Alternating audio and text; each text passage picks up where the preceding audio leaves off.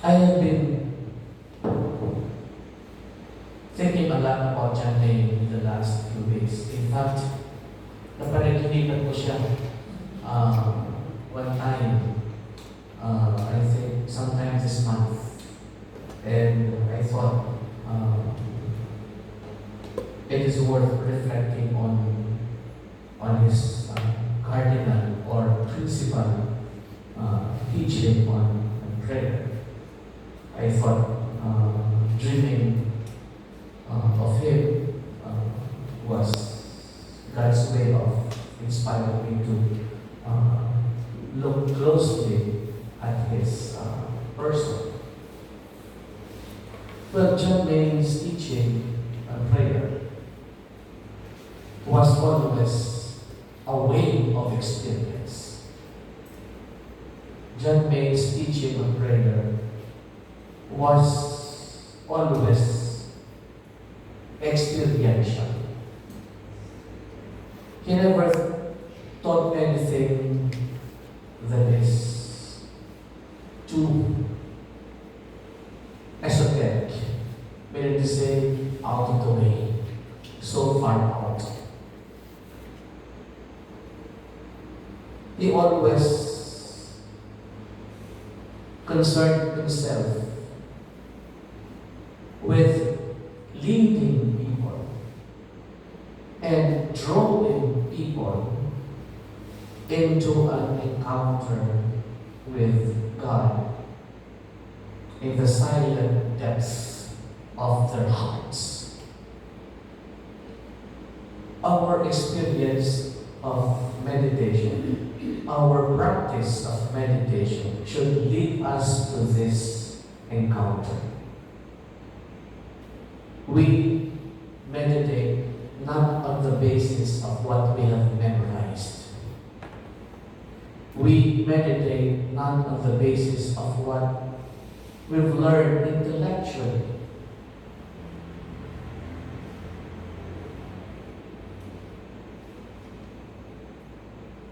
In his book, Word into Silence, he writes,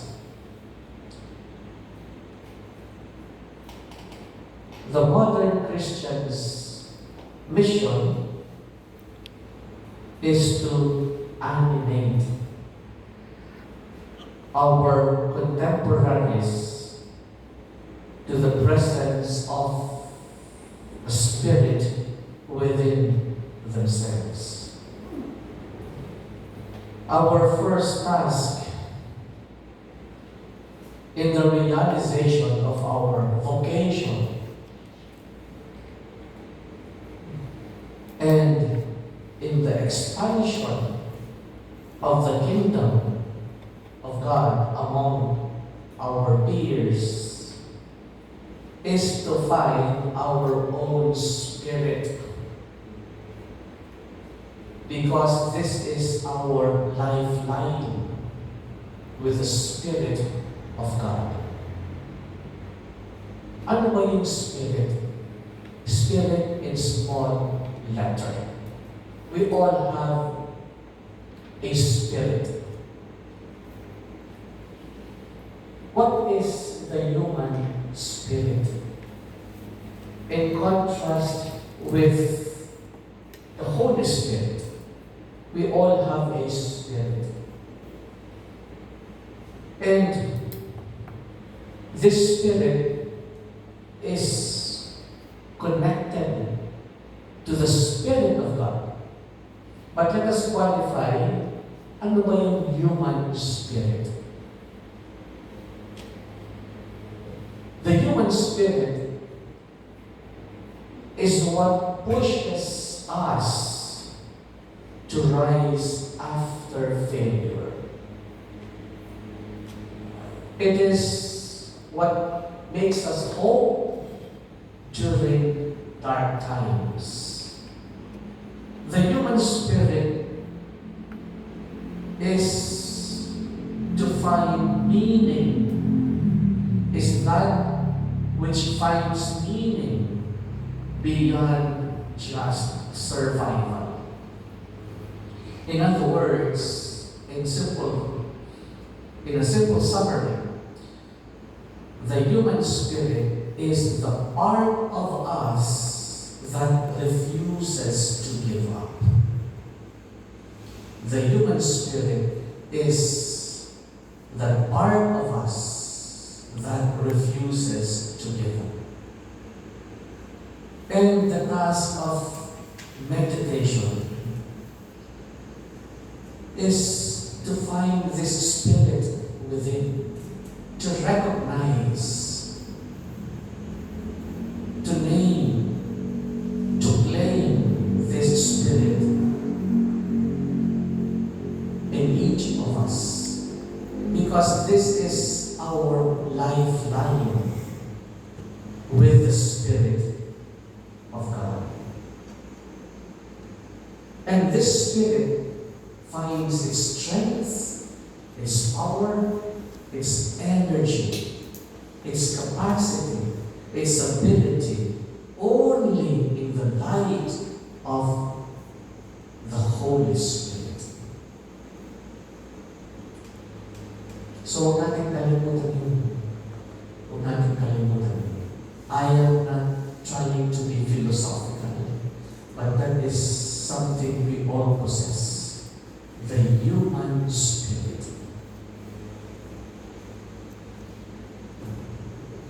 John lays emphasis on personal experience and self-discovery in God makes him the most important guy in the church today. This is what another Benedictine said of him. The English Benedictine B. Griffiths.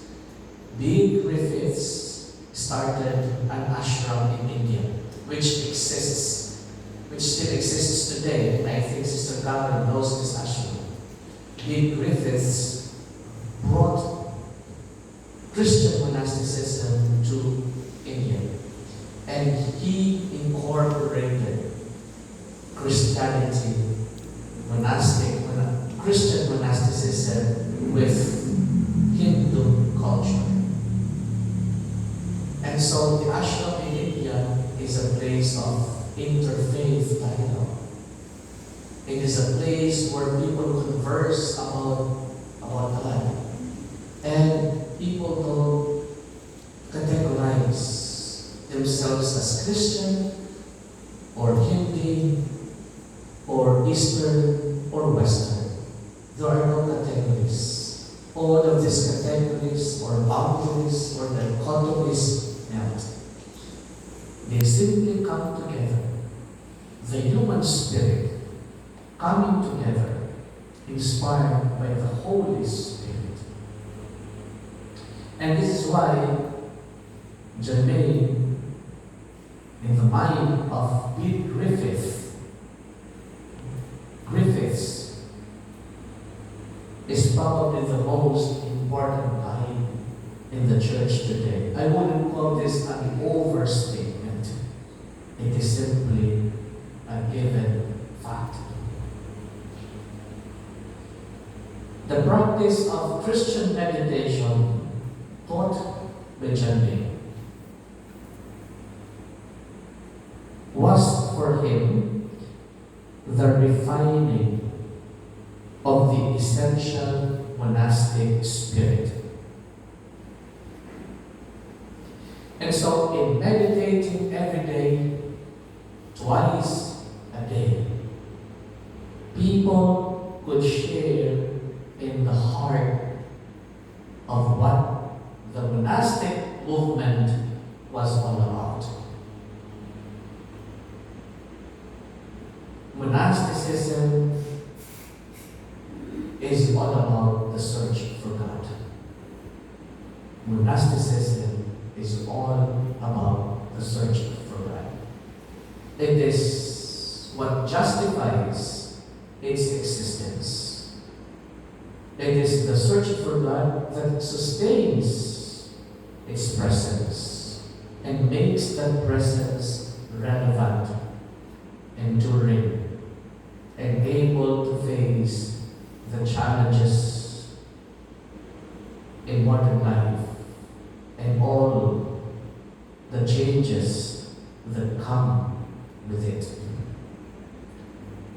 Without this search for God, we have no foundation. It is this search for God which is our very foundation. Again, to quote John May, he writes, all of us need to find something fundamental in our lives that is absolutely reliable and worthy of our confidence. We need to find something reliable, something firm, something solid, in which we can drop our anchor. When we say the mantra, John May says, it is like dropping anchor. It is like dropping anchor. What is an anchor? An anchor is a heavy metal that the captain of the ship drops somewhere in the sea so that the ship doesn't drift away, carried by the current. Saying the mantra is like dropping anchor. It keeps us rooted, it keeps us centered, it keeps us focused, attentive, aware, so that in the midst of currents, change, trends, shifts, in the midst of all these, we remain grounded.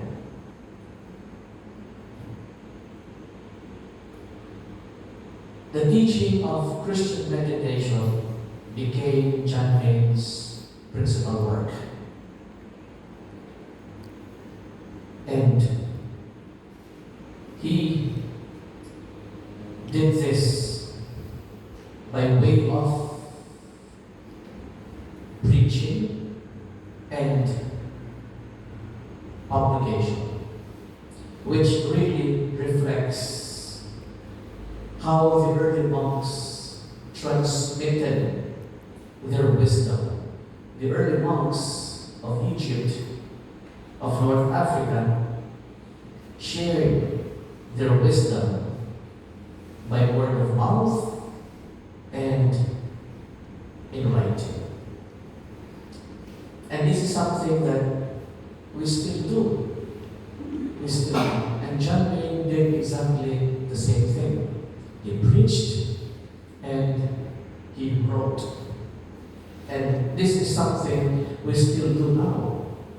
We are, in a way, imitating, following the inspiration of the early monks who transmitted their wisdom by word of mouth and in writing.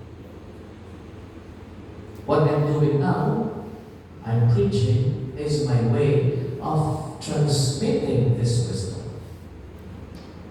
And on your part, whenever you come together for home-to-home meditation, or whenever you have quiet space, or whenever our meditators in Davao gather each month for their monthly heart talk, and our meditators of the Light of Jesus have their own sanctuary.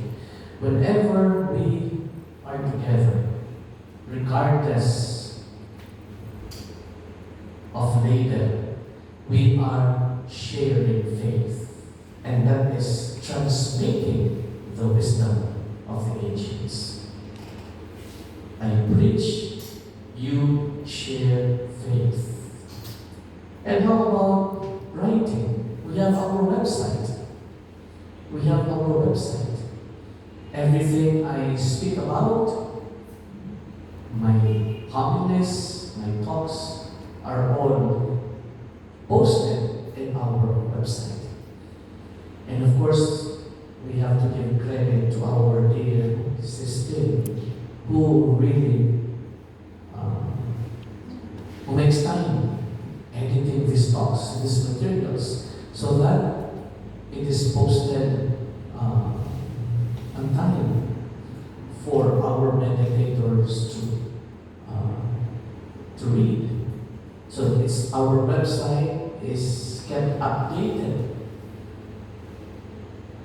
thanks to our sisters' effort and commitment. And hopefully, in time, we can publish something. And of course, anybody among you who may feel inclined to publish anything, I encourage you to come forward. Do not wait for me to come up with a book. If there is anybody among you who feels prompted or inspired to write, please do so. Please make that happen. And of course, aside from our website, there are other social media platforms.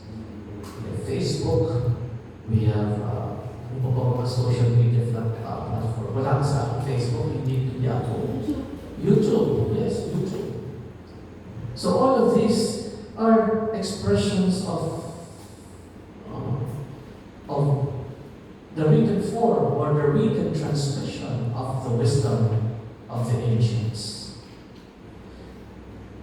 But the most important thing is not our eloquence in transmitting the practice. The most important thing is our commitment. The most important thing is our commitment. And when I say commitment, when I speak of commitment, I mean your daily practice. Your commitment to meditate every day, twice a day, without fail.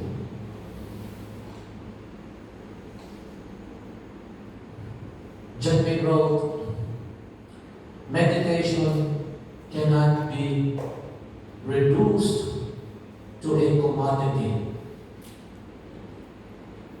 And the spiritual tradition is not a supermarket to shop in or a stock market to gamble on. When we do think in these terms, there can be a real danger that meditation is presented in terms of return and payoff. The only important thing is that your spirit lives. This is a word of caution from our mentor. We cannot treat meditation like a commodity. It is not a supermarket where we shop for things that delights us, and what doesn't appeal to us, we pass on, we pass by, or a stock market where we play with trends, and of course there is a risk when we play with trends. Meditation is not a gamble. It is not understood in terms of what I get out of it, or what's in it for me, or do I get my money's worth, or my efforts worth. Meditation is food for the spirit, and it is what our spirit lives on.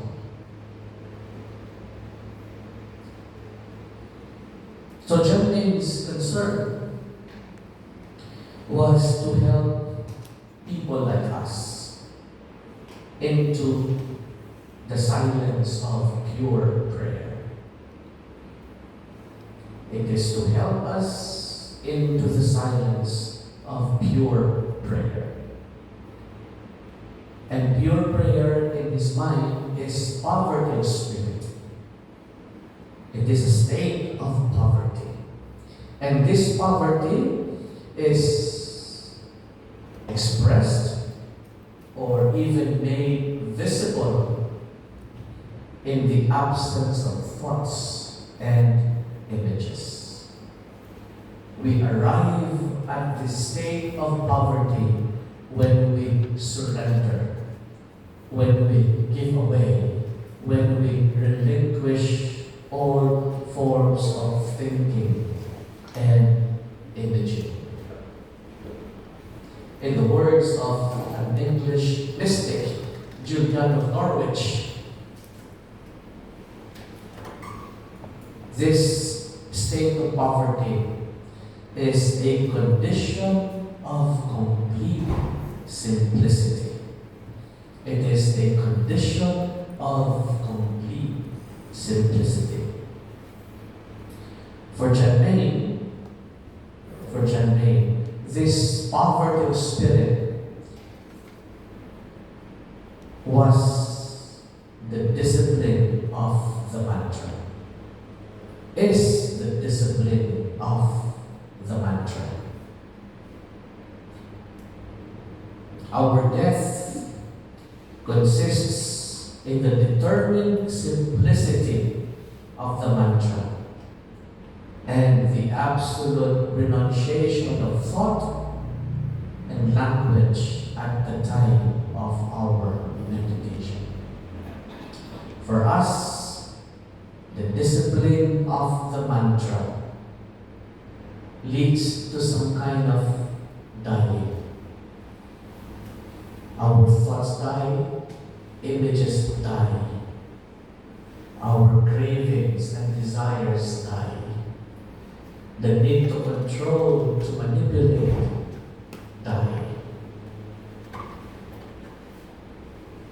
And this death consists in the determined simplicity of the mantra. So in meditation, we switch off. We turn off the searchlight of consciousness. Pinapatay. Pinapatay, switch off yung searchlight. We turn the searchlight of consciousness off ourselves. By renouncing self, we enter into the silence and focus upon the other. We focus upon the other. And focusing on the other means we have to forget and unlearn everything. We have to forget, unlearn, and unknow everything. This is the condition to bring ourselves to completeness. We can only be complete, we can only be truly and fully ourselves if we bring ourselves to self-forgetting, self-unknowing. We need to forget and unknow and unlearn everything if we are to bring ourselves to completeness. And isn't this very biblical? In Scripture we hear, unless a grain of wheat dies, it will never come to life. And so if we are to bring ourselves to completeness, we have to leave ourselves behind. We have to abandon ourselves. We have to die to ourselves. Because to pray, to meditate, is to trust your whole being unto God. To trust and entrust our entire being, our whole being unto God.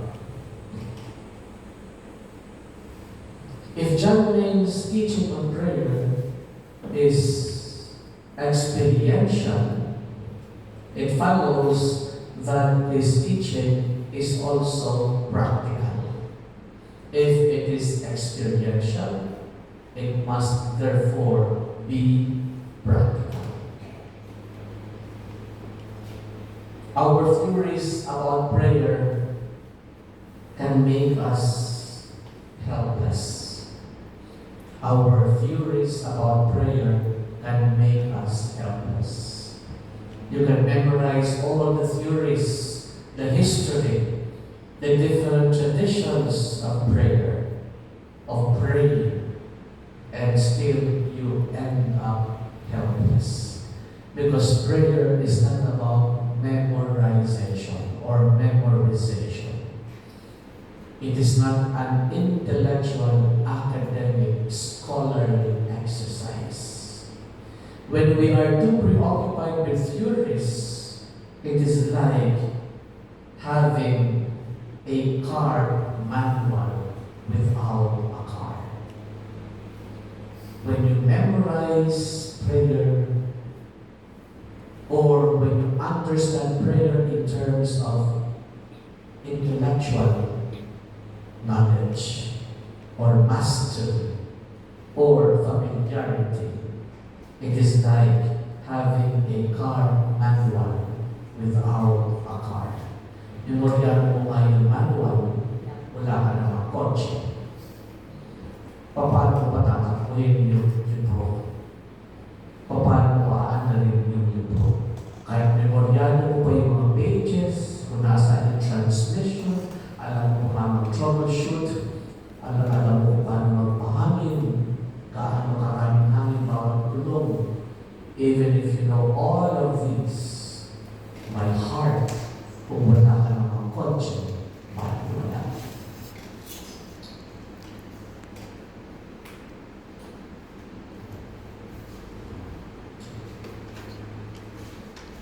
In Christian meditation, the mantra is of absolute value. It is of absolute importance. John May taught the way of the mantra not as a technique, but as a discipline. Pag sinabing technique, it involves trying to get something. Ang technique is about trying to get something. That is what a technique is. But the mantra helps us. It helps to purify the heart through the letting go of desire. Pag sinabi kasing technique, you're trying to control something. You're trying to exert your mastery. Kaya nga di ba may mga expression tayo na hindi mo kasi kung yung technique eh. Technique is about mastery. To get something out of something. To get something out of something. That's what the technique is. But in Christian meditation, but the mantra cannot be reduced to mere technique. It is a discipline. It is a discipline. Hindi pareho ang technique at discipline. Hindi pareho ang technique at discipline. But the mantra is a discipline. It is not a technique. We're not trying to get something out of it. The mantra as a discipline helps us to let go of desire. It is a tool, an instrument that helps us purify the heart through the letting go of desire. And that is why it is important to stay with the same mantra. It is important to stay with the same mantra. Because rootedness can only happen when there is consistency, regularity, fidelity. When we are faithful to our word, to our mantra, that leads to rootedness. And rootedness leads to growth. But the word must move from the mind to the heart. The word must move from the mind to the heart. So by saying the word, we learn commitment. This is why in meditation, the all-important thing is to keep saying the word from beginning to end. That is the all-important thing. Saying the word. Because our faithful recitation of the word teaches us commitment. We learn commitment. And by listening to the sound of the word within, we learn attentiveness. By listening to the sound of the word within, we learn attentiveness. I love what John May said about the mantra. Say the mantra until you can no longer say it. Maganda diba?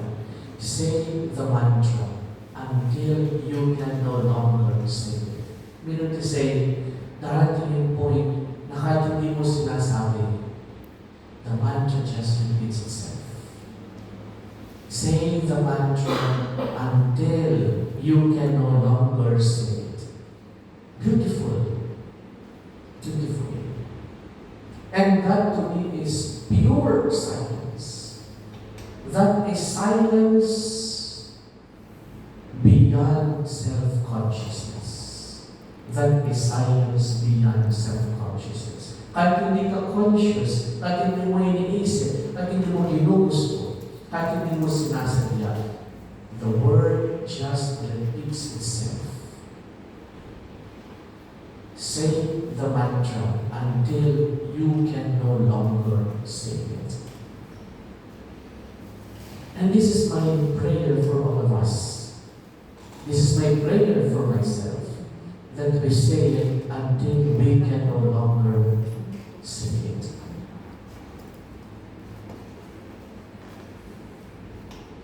Just say the word continually, letting go of all self-consciousness. Just say the word continually, letting go of all self-consciousness. Pero may mga times kasi na we can get so attached with a kind of peace we experience while saying the mantra. Kung minsan kasi may mga panahon kasi na parang pag na-experience mo na yung katahimikan, yung serenity within, na parang lumulutang ka, ang tendency is to stop saying the mantra and just, possess the experience. Ang sarap-sarap, ang tahimik, lumulutang, and then we drop the mantra. And then next turn, wala na. Naglaho na. And you try to recreate the experience as if kaya mo i-recreate, kaya mo ulitin. You see, that kind of peace we experience in meditation is supernatural. Meaning to say it is uncreated. We cannot create that. Only God can. So that we cannot, get too attached to it as if we are the ones responsible for it. As if we were the ones responsible for making it happen. And I see the wisdom why John May would really caution against not saying the mantra during the time of meditation when one experiences what I would call cruising altitude. Walang clouds, walang turbulence, tuloy-tuloy. And then we might be tempted to just possess the experience and forget about saying the word. We may experience that kind of peace, but personally, that is short-lived. Because after a couple of minutes, you're back to your distractions. You're back to your thoughts. And your so-called peace that you try to prolong and possess is gone. And then, ito ka na, trying to restart it. O kaya, trying to recreate it next meditation. Pero, hindi nangyari. And I think that is a good reminder that we cannot be too attached to consolations that come with meditation. We cannot be too attached we cannot be too attached to the side benefits, to the add-ons of meditation. Because meditation is not about, the benefits or the consolations. It is about the pursuit of the giver, the source of consolation. The purpose of meditation is awareness of the presence of God within.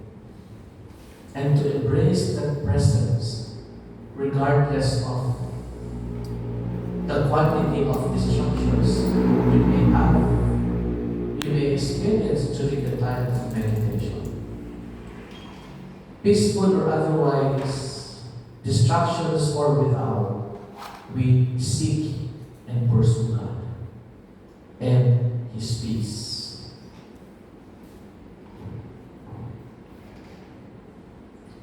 So when we get attached to the feeling of peace and we are disconsolate when we don't get something out of it,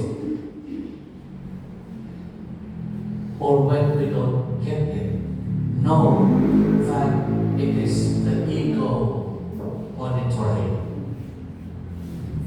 the meditation practice. When we get too attached to the consolations and we get disconsolate when we don't get it, I am 100% sure it is the ego monitoring the meditation practice. Yung ego natin yun. Yung ego natin yun. Because it is the ego who is always trying to get something out of it. But in meditation, we are told to be poor, to detach, to be simple, to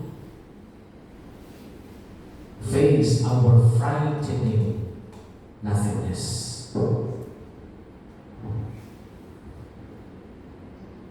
Again, to say further about the mantra, for John May, the ideal mantra, of course, is our official mantra, Maranatha. And we all know what it means. It means, come Lord. And we will repeat this silently, interiorly, as 4 equally stressed syllables.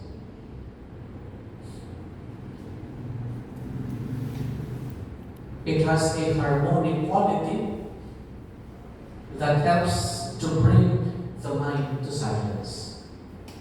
I think it's beautiful that it is evenly distributed in 4 syllables that are stressed equally as we repeat it in our mind. And it creates a certain harmony or rhythm that helps bring the mind to interior quiet. And during our meditation period, we don't think about its meaning. I always hear this compromise from meditators. Hindi mo pwede father in English para mas meaningful. And I outrightly tell them the purpose of saying the mantra is not to think about its meaning.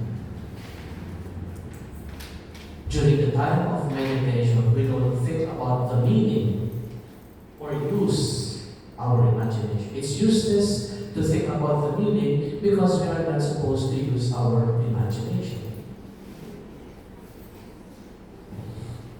So the use of a second word in an unfamiliar language, Maranatha is a Hebrew word. It is a Hebrew word. The use of a second word in an unfamiliar language helps to lessen distractions, or it minimizes or reduces the creation of fresh distractions. So distractions will always come. In fact, they come and go. But we simply go back to the Word. We simply go back to the Word. I cannot emphasize this enough. And I will keep emphasizing this. Distractions will always come. Because we are thinking beings. We have memories stored in our mind. We are emotional creatures. And all of this act up during the time of deep silence, when we're trying to bring ourselves to deep silence. So distractions come and go, but we simply return to the Word with no discouragement, with no expectation, no evaluation. We just return to the Word. And this is why we can compare meditation to a pilgrimage. When we are on a pilgrimage, there are discomforts. Yung mga kasama ko sa pilgrimage last year sa Japan, at Sistina, alam mo yung pinadaanan natin. Yung discomfort, yung unpredictability. Pero ang saya natin, di ba? Walang sisihan. Ang saya-saya natin. And it was just a joy to be on the way. Moving from one spot to the next, moving from one location to the next, given the unpredictability, the discomfort, and inconvenience. And yet, we keep on the road. We kept our way. We kept our path. We stayed on course. So in meditation, we simply stay on the way. It is a pilgrimage. It doesn't matter where one is, because in meditation, we are all beginners. And when we see ourselves as beginning, it's a joy to be surprised. It is a joy to be surprised. Because we are beginners, the surprises that meditation pops up is always a joy. Because it is something new, something fresh, and something unique. So each time we sit down, morning and evening, half hour each sit, we are beginning again. And it is something we look forward to. I look forward to this 30 minutes each day. The 30 minutes in the morning and the 30 minutes in the afternoon or evening. It is always a joy to start.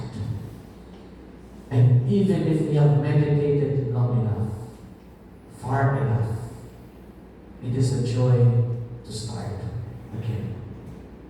Because I know my meditation today is another experience, a unique experience, a unique encounter from the previous one. We can never replicate one experience to another. Each meditation is unique to the moment is unique to your disposition at that particular moment. And today and tomorrow are something else. It is always a brand new encounter, a brand new experience. And in every meditation moment, experience, and encounter will always lead us deep into God. It leads us deep into God. And this is why John May reminds us, it requires resolution to become really quiet. It requires resolution to become really quiet. You have to be resolved. You have to be committed. You have to be resolute. You have to be steadfast. You have to will it. It requires nerve to become really quiet. In the practice of meditation, the heart of monastic spirituality is purified. In the practice of Christian meditation, the heart of monastic spirituality is purified. And what is the heart of monastic spirituality? Conversion. Conversion is the heart of monastic spirituality. Change of heart. Metanoia. The emptying out of everything old in us and replenished by the gift of the Spirit. The old that goes, the old wineskin that is torn is replaced by a new wineskin, strong and sturdy enough to welcome the gift of the Spirit, the life of the Spirit. This conversion involves turning away from selfishness and finding and discovering ourselves and the whole world centered in God. This is the very best of monastic spirituality. Conversion, turning away from the old self, and finding in God the substance of the real, authentic self. And this is lived out each time we meditate. Twice daily meditation and complete fidelity to the sound of the mantra was a monastic tradition well suited to our modern need for silence, stillness, and simplicity. This is what the ancient monks sought after, hungered for. They longed for silence, stillness, and simplicity. And that is the same hunger that we find in our heart. That is the same longing, hankering we find in our spirit.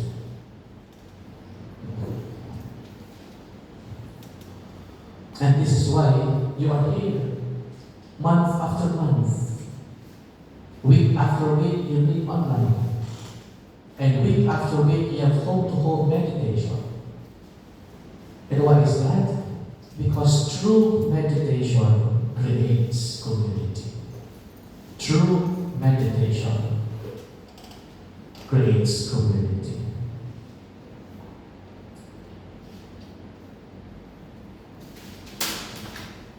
And I'd like to end this reflection by situating our practice in the context of the Trinity. The Christian meditation is built in Trinitarian theology. Christian awareness is nothing but the consciousness that Jesus dwells within us. Christian awareness is the deep consciousness of Jesus dwelling within us. Jesus is within us, is in union with us. If we can be open to that, if we can be open to that union, then we can go with Jesus on his journey to the Father. This Jesus who is within us and in whom we are united will carry us as he journeys to the Father. And in the Father, Jesus loves him tenderly, and the Father loves him back. And the love that is mutually exchanged by Jesus and the Father is the Holy Spirit. And this Spirit, who is the love between the Father and the Son, prays within us. This Spirit, who is the love between the Father and the Son, prays within us. Therefore, the prayer of Jesus, his Spirit, his life in us, is our prayer also. Hence, our prayer is Trinitarian. So when we meditate, all three persons of the Trinity are there, are present. So that when we meditate, it is not just my prayer or your meditation. It becomes our prayer in union with the Trinity. It is not just your effort. It is not just your contribution or my effort or my contribution. It is a collective experience, a unified experience. And that is what it means to pray in the Spirit and truth. In this Trinitarian communion, we find our full humanity. In this Trinitarian communion, we find our full humanity. And later, today, as we celebrate the anticipated Mass of the Ascension, what is the Ascension all about? It is really putting humanity next to God's throne.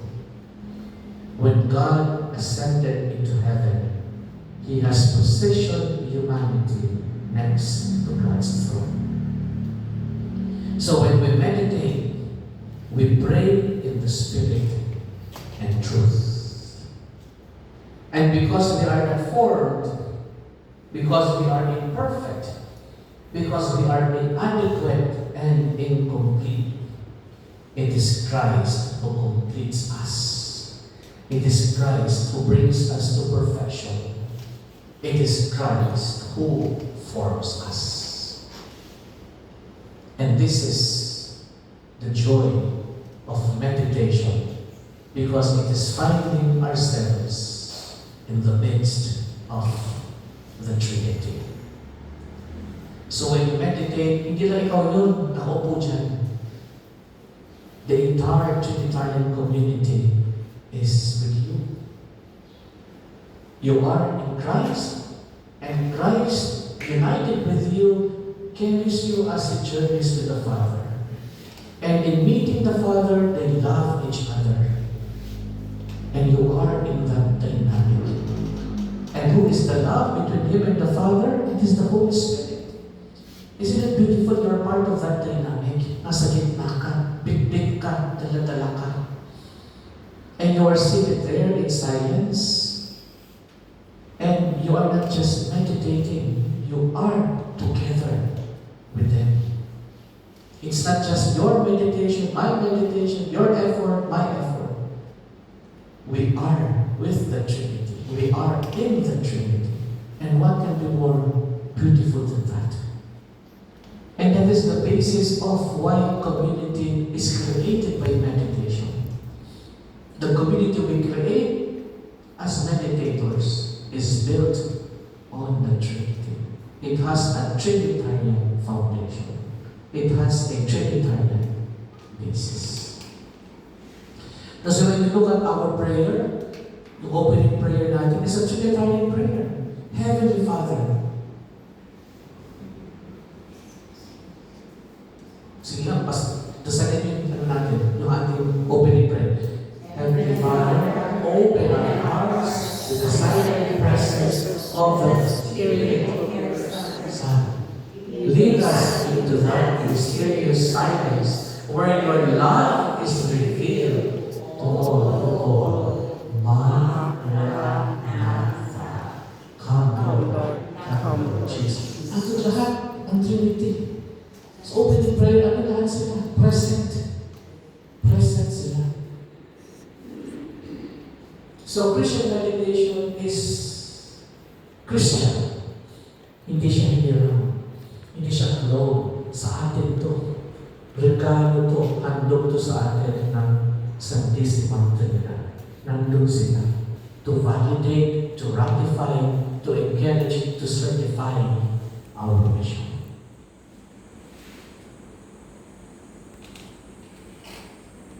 And for us,